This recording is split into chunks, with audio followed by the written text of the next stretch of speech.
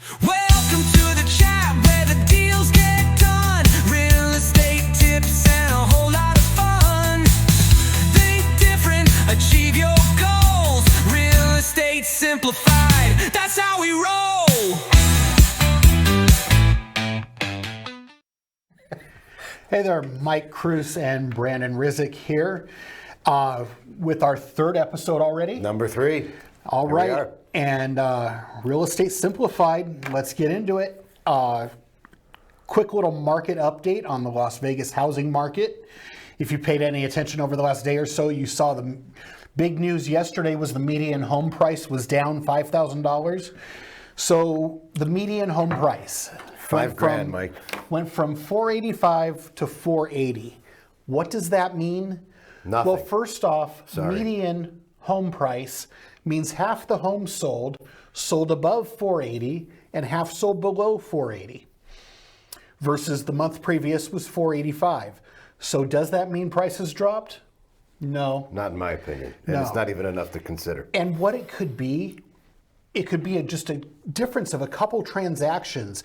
There could be a couple $2 million, $3 million homes that sold fewer than the previous month. That's all it takes to adjust that by $5,000. Well, I don't want to interrupt your market update. I have You're to. good. I have to because I saw on Facebook we have the 2008 housing crash coming again. Somebody said that in Facebook, and I said, "Oh my God!" I just went like this. It was a 1% number. Right. If you think about it, it was Right. 1%. If your stock account went down 1%, if your 401k, Mike, went down 4%, how would you feel? Over the last few months, I'd be elated considering it went down way what more happened. than that. So is it the housing crash of 2008? No, it is not. But go ahead. I'm sorry. I just, it's been driving me crazy what I'm seeing out Right. Yes, it did drop, but is it a trend? Is it something going on in the market? We can't look at that number and say yes from just 1 month. Correct. We need to see a trend. If it drops another 5,000 next month, okay, we might want to start looking at that.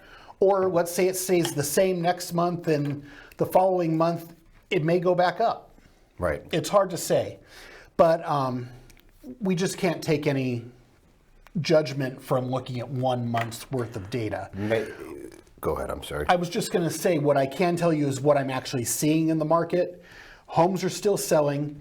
Inventory is still increasing. But the number of homes going under contract are about 95% of those coming onto the market. So I would still consider that a stable market. If it does continue to increase, say past another month and a half, another 6 weeks or so, we might have a little bit of concern. But this is still totally normal for the spring market. May of 2025. It is not the end of the world.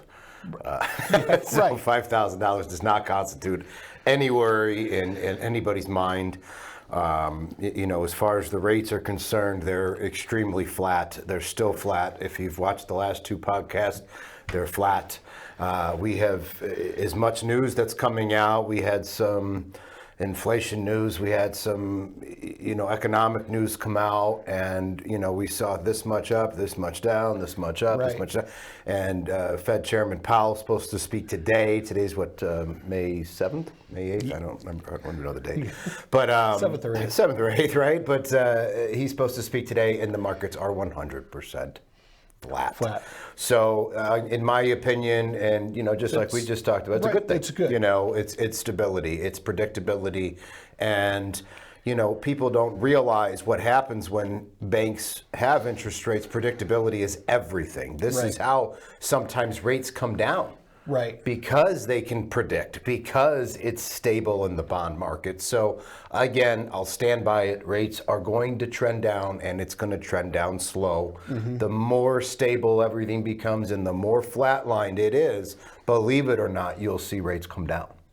Okay. Because it's not just data, it's not everything. The people who value their portfolios and the bonds and how we determine interest rates as a bank now have a stable market where they can make predictions. Right. And that is why all rates are all speculation. That's all they are, So to see it flat, and the longer it is flat, the more they'll come down.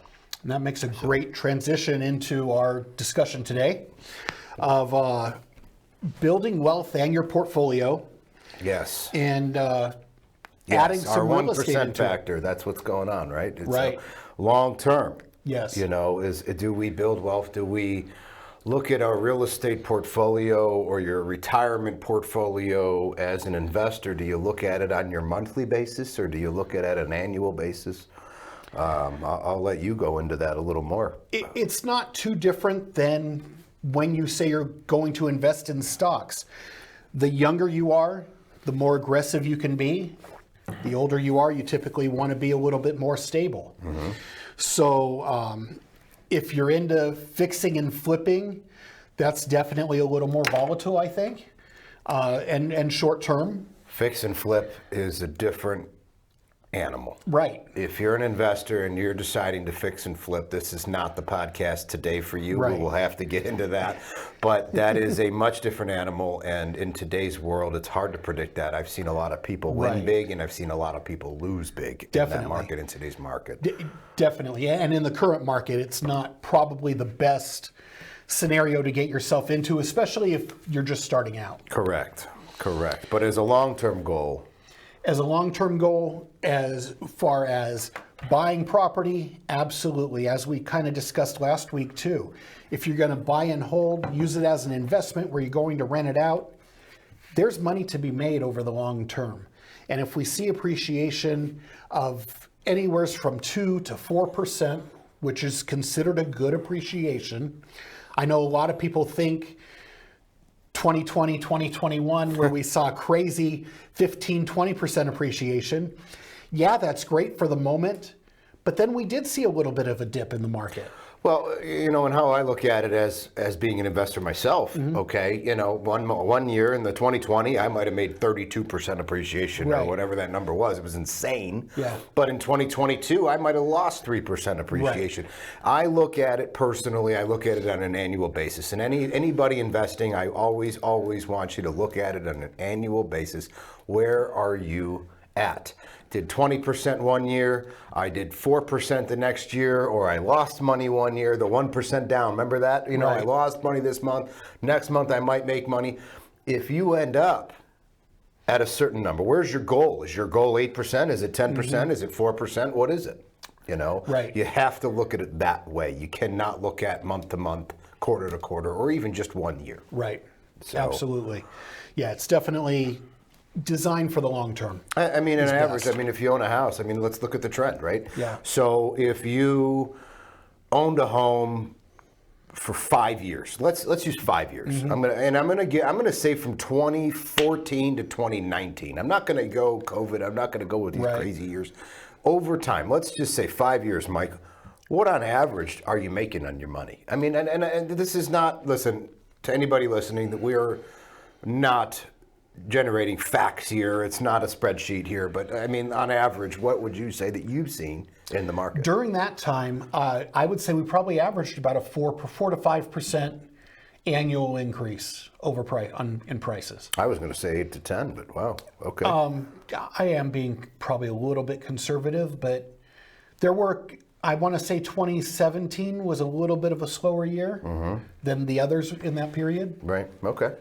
Well, I mean, and that's another thing you look at. Okay, over 5 years, did you make 7%? Did you make 6%? Right. 8% on your money? 5% on your money? Where's your money now? Is it Right. in your 401k? What's that making over those last 5 years, or whatever it is? You know, and you have to weigh out. And I'm not telling you not to take your money and put it in a retirement account or investment account or money market. Right. I'm saying to diversify. And I know sometimes with the investors I work with, occasionally maybe, yeah, they have their portfolio of properties. Maybe there's one property that isn't working out too great for them. Maybe it's a property. Just like a stock. Right, exactly. In a specific neighborhood where they're not getting the rent increases that he'd like to see. And so they'll sell off that property and we'll go buy something else. And I'm not going to get into it, we'll save it for another podcast, but 1031 exchange so they can defer the taxes and not have to worry about taxes on selling one property and Or any buying gains another. or anything Yeah. like that, right? I mean, well, and I think the point of, you know, diversifying the portfolio is security, right? Right.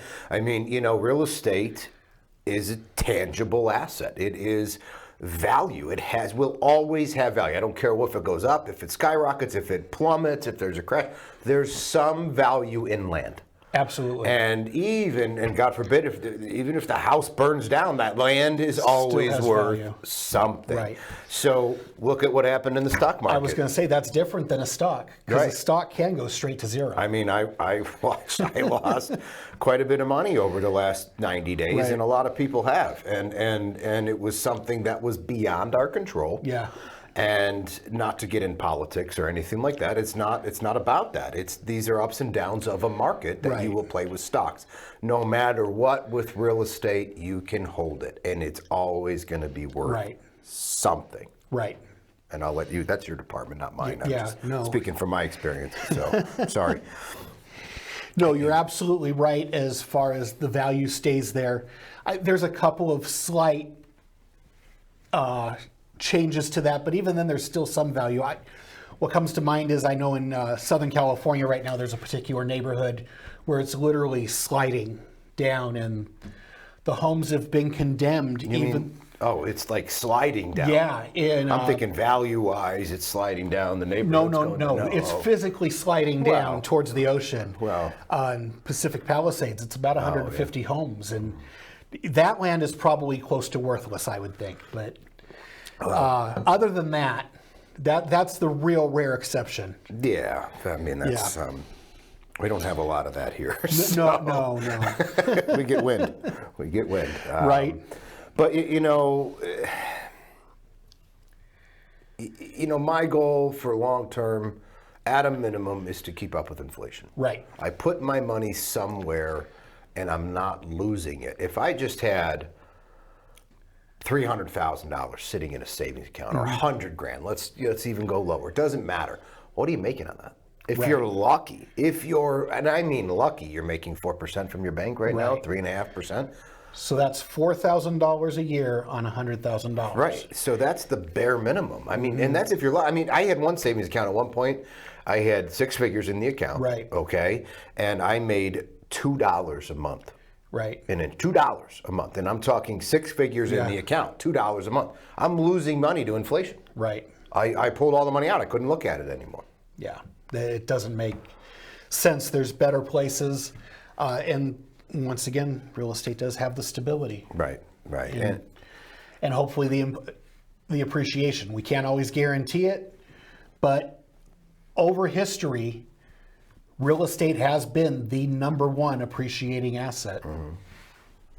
It's always been my preference. Yeah. I have a financial advisor. I have everybody. And I can't tell you, man.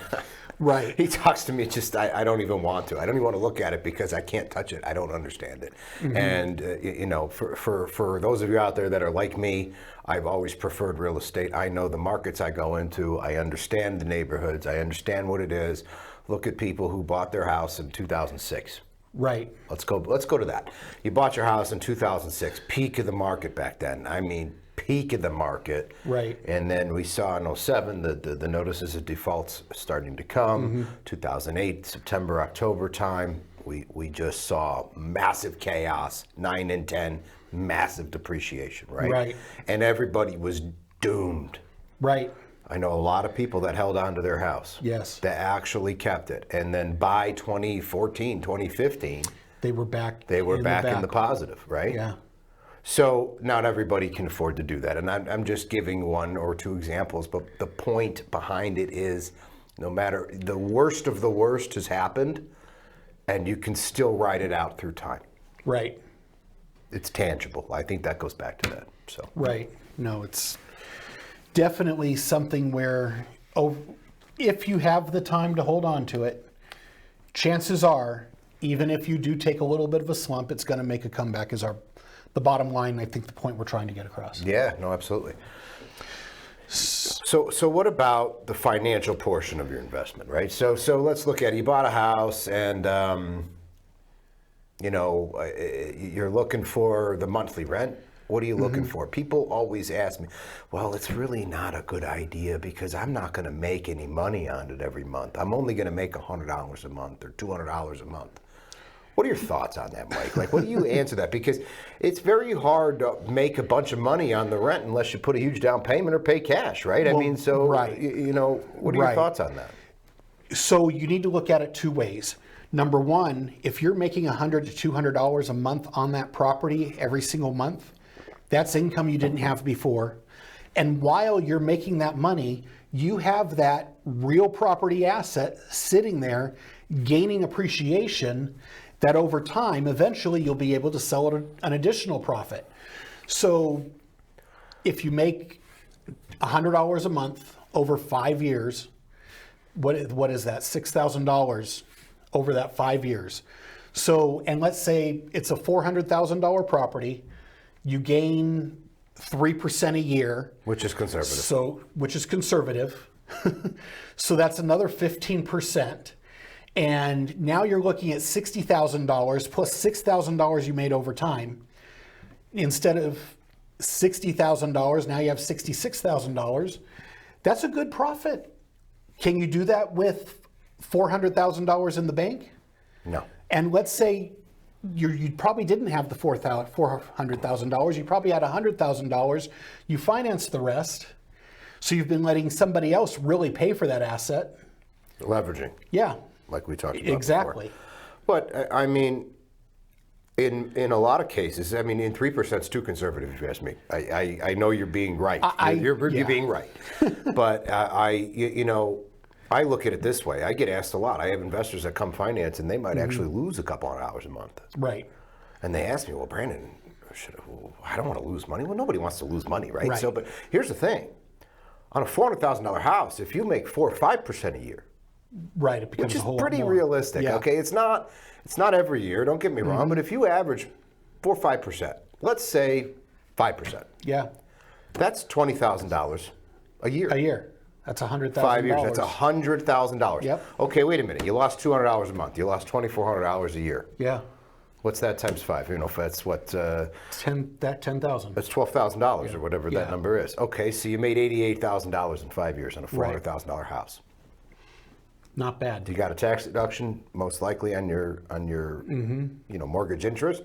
You had somebody else take that you know, rent and pay your mortgage. It didn't cost you.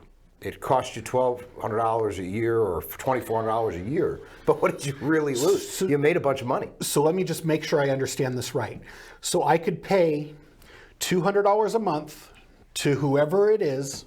Let's just say Mr. Mortgage Company. I'm going to write them a check every month for $200. And then after 5 years, you're going to give me $88,000? That sounds like a pretty sweet deal. Where do I agree. sign? I agree. But you know, and people don't look. They look at the short term. I think that's the problem out there, and I think that's the point I'm trying to get across here, or we're trying to get across here, is don't always look short-sighted. You have Right. to look past that. $200 a month it's costing you to get 5% appreciation on your money, or 4%, even 4%, you still made tens of thousands of dollars on that Right. house, which is not unrealistic to say. And And- that's only over a 5 year. Now, if you're on a 5-10, what if you're on a 10-year plan? Right. And right, yeah, if you're on a 10-year plan, you're going to more than double that amount of profit because it starts multiplying, compound interest per se. And here in our market today, we're seeing the investors still in there going in, buying up properties.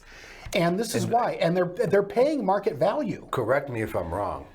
Correct me if I'm wrong. You'll know more about this than I do, but I read an article, and you know, I don't know the source. You know what I mean? You never know what I really read. But Something on the internet. Investors make up like, I want to say 30 or 40% of Vegas's market. It's a huge number. Like insane. Well, what does that tell you? Right. And there's a good and bad side to that too. There's a huge But yeah, upswing I and a mean, huge for a downswing. first-time buyer, it's not necessarily a good thing.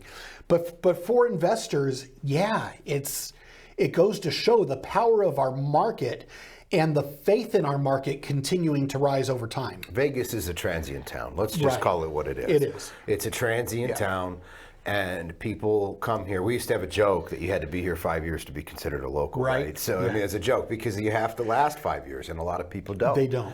And you know, but investors know that. Investors know people come try Vegas, or Right. they come live in Vegas, and they're going to rent before they buy. Right. You're California. You're in Southern California, and you're looking at our 485 to 480 price, and you're laughing at us. You're literally laughing at us, right? Yeah. But look where the rental market is. Is it in California or is it here? Yeah. Where Right. can you afford to invest? I was just going to say that's a valid point, because what you can invest in California, you can bring it here, basically get 2 properties for that same amount, and now you're leveraging 2 different properties, and ultimately with that, you're probably going to make more money. And to go off of that, to go into some of the questions that we get, okay, is it better?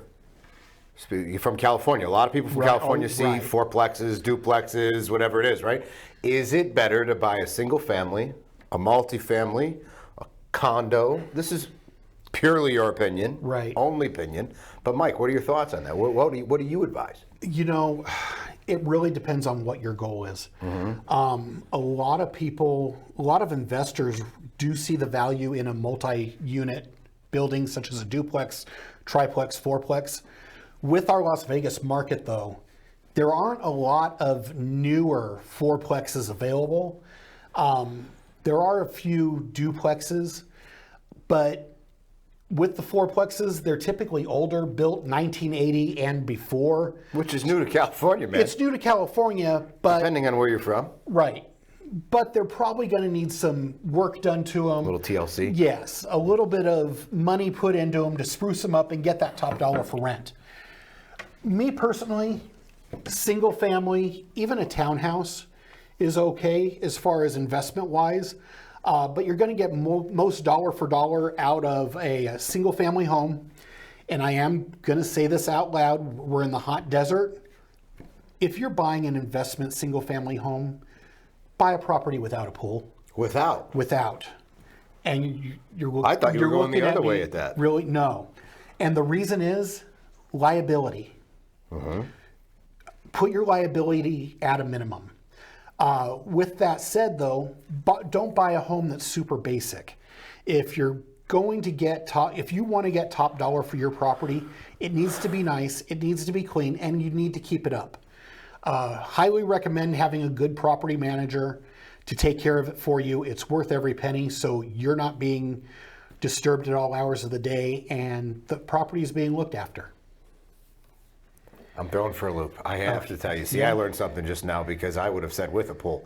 But, you know, I look at the desirability of the property for who's Right. renting it, and I also look at maybe the resale, but you have to pay more for it with the pool too. So, Well, right, you know, there's Mike, this is additional your costs. department. I'm not No. contradicting anything you're saying. I learned something just now, and any house I live in, I want a pool. Right. As an investor, I don't look at it that way, so I Right. should. I'll take that No, advice. To be honest additional with you, monthly so. costs, and let's say you get a tenant in there that doesn't take care of the pool. Oh yeah, 100%. You And- have to. And control that nobody's as a going to landlord. take as good a care of something as you would being your own property. You'd have to have your own pool person there. There's no Right. question, and that will cost money. Right. So Yeah. yeah.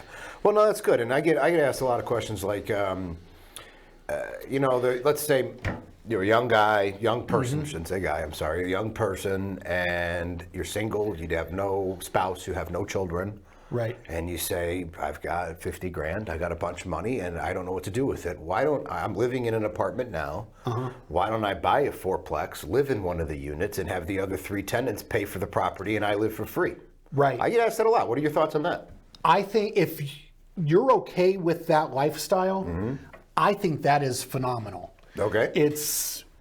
I actually was just speaking to a client the other day about that take that, rent it out, and have it be something that's paying for itself while you're still gaining value and market appreciation. I actually have a past client contacted me a couple weeks ago. He has a single family home, and it's a 4-bedroom home, and he's renting out each of those 3 bedrooms. Wow. Bedroom rentals. Wow. Yeah. That's a whole different animal, right? Well, and he's asking $1,000 a month for each of those bedrooms, and his payment's $1,700 a month on he have his a pool? mortgage. He does have I'm a joking. pool, I'm joking. but he's there to keep an eye on I'm things. joking 100%. But yeah, as far as a multi-dwelling property, if you're going to live in one of those units, it basically is the same thing, just you do have your own space and you're renting out each of those other units. You're there right on property. You kind of see what's going on. keeping an eye on it. And to me, that's a win-win as long as you're willing to live in that type of a situation versus a lot of people want their own home. Want their own home, they want their own space, or they don't want to see their tenants every day. Well, that's true too. Because you become friends with them, and Right. then, hey man, I'm a little late. Can you let me squeeze this time, or let me slide? Right. But Your neighbors are more than neighbors. yeah, right, yeah, 100%. So So, question for you, something I get a lot as an investor. What kind of down payment do I need? well, there's a lot of answers to that question. So as somebody getting a mortgage, okay, you have to look at what type of property you're buying. Yeah. Will constitute down payment. As an investor, strictly investor, you're buying the property to rent it out. That is it.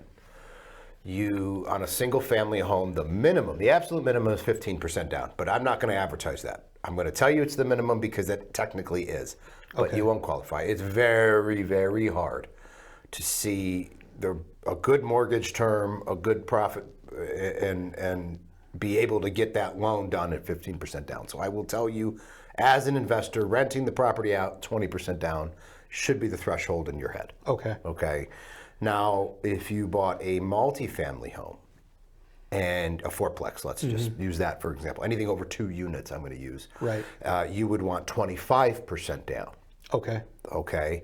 So as an investor, I'm going to tell you in your head 15 to 25% down is your mark. Now, going back to the scenario we just talked about, I was just going to you're ask moving you. into the fourplex, renting the other 3 units, you can get in as little as 3.5% down. Okay. So on an So FHA what you're loan, you saying can do is you can- 3.5% down, you or can do it conventionally you can do as- 5% down. An owner occupied at that point. Correct, because you are occupying it, even though it is an investment property. Okay. You're still occupying the property. Okay. So they will give you a primary residence term on your mortgage. Okay. So there's many different answers to that. It depends on what you're doing and how you're trying to do it. But as an investor, sole investor, doing it 20 to 25%. Somebody who's living in it and also renting out, now you can go to the 3.5, or 5% down, depending on the property type. Okay. Let me ask you this real quick. And it just came to my mind, but piggybacks off of you. Let's say I live in LA. I'm buying a property, a multifamily property here. I'm going to use one of those units as a second home, my vacation home. How does that work? A lot of caveats to that, man. Okay. But I'll tell you that a second home in today's world generally has similar requirements to investment property. Okay. 2 years ago, I would have told you it's a much different down payment, much different everything. So you used to be able to do second homes with 10% down. And you still can technically, but the hits on the interest rates are so unbearable that you almost have to put the 20% down. They kind Gotcha. of, it's an unspoken guideline that they didn't want to put out there, but they made the rates so bad that they make you do it. Okay. So as a second home occupier, then I would tell you that you still want to look at a 20% down payment, minimum 15. Okay. 10% down, it's still pretty bad. Okay. So now that's something that we're hoping goes away. Right. That was something that came about in 2022 or 2023. I want to say it was 2023. So it was just about 2 years ago that the Fannie Mae's, Freddie Mac's, they put hits on the okay. On the second on the home. occupancy. They put hits on Okay. the interest rates for them. Gotcha. So most of the time, it's more beneficial to qualify as an investor at that point. They probably realized that a lot of them were hidden investors. Correct. Yeah. Yeah. I mean, there's a lot of people taking advantage of that. Okay. 10% down and renting them out. Right. So. All right. Sounds good. We appreciate you watching today, and hopefully we all learned a little something. And like, subscribe, share, and tune in next week. And we want to remind everything, our tagline, think different and achieve your goals. Think different, achieve your goals, man. That's great. That's what we want to help people do here. And next week, our main focus will be first-time home buyers, the process, down payment assistance will be after that, and Right. what types of down payments, but the process of buying a home, simplified, whatever we want to call it, Right. will be next week, so stay tuned. Break it all down. Looking forward to it. Thanks, Mike. All right. Welcome to the the chat where the deals get done. Real estate tips and a whole lot of fun. Think different, achieve your goals. Real estate simplified, that's how we roll.